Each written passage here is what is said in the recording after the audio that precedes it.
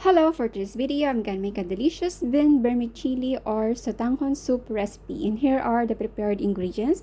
Here I have 2 pieces of chicken legs, 4 cloves of minced garlic, 2 pieces of white onion cut into cubes, slices of spring onion, the white and the green part, bean vermicelli, a piece of sliced carrot, 2 pieces of sliced zucchini, some celery, and slices of cabbage. Let's get started.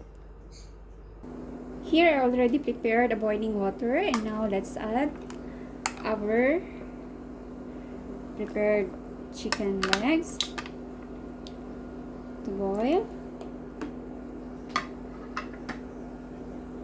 And let's add a piece of sliced lemon, half piece of sliced lemon, 2 pieces of bay leaves, and a piece of sliced white onion.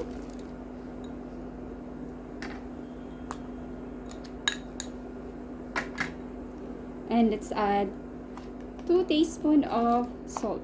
It's boiled, but let's remove the foam formation.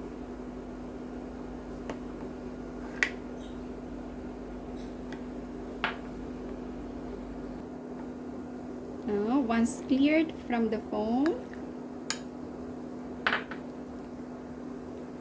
let's cover it for about 20 to 30 minutes. And after 30 minutes, let's check our chicken.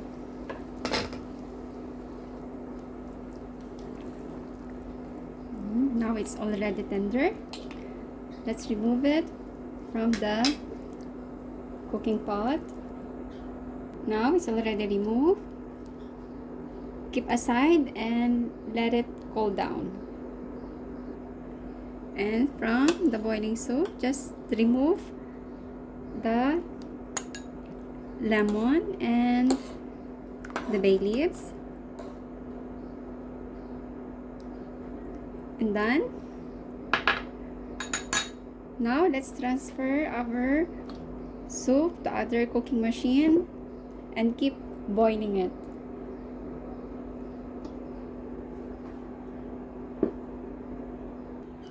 Now our chicken is already cold. Let's shred it. But first, remove the skin.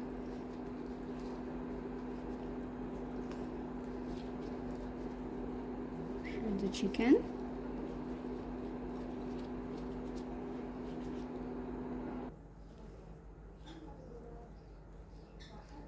Now done shredding our chicken. Keep aside. In our frying pan, let's put and heat cooking oil. Now let's fry our garlic.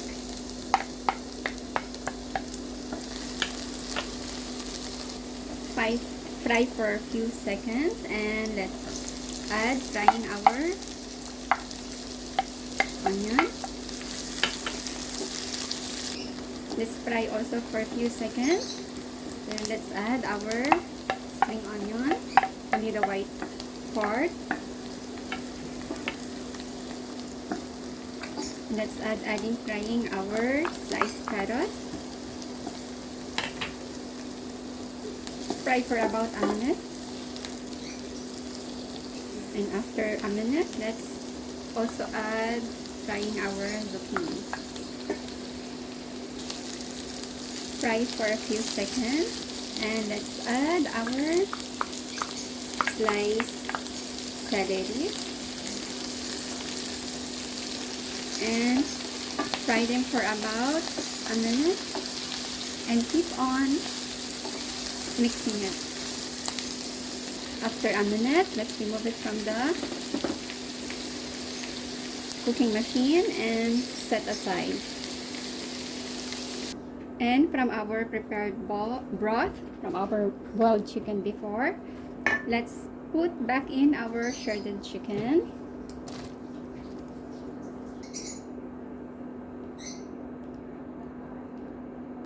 Mix it. And let's add our bean vermicelli.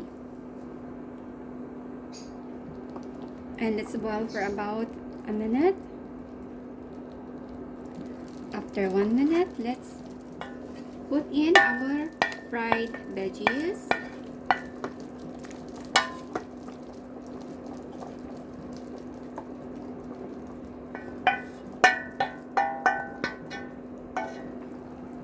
Done. Mix. And let's add our prepared sliced cabbage. And some of our sliced spring onion. Keep some for later on use. Let's add half teaspoon of black pepper powder, teaspoon of garlic powder, and a teaspoon of onion powder. Let's combine all together.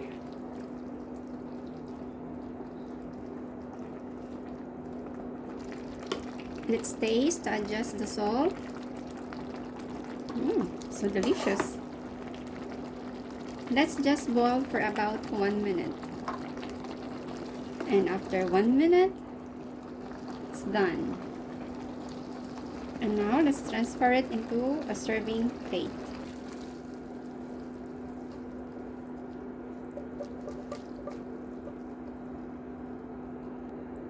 And let's garnish it with our remaining spring onion.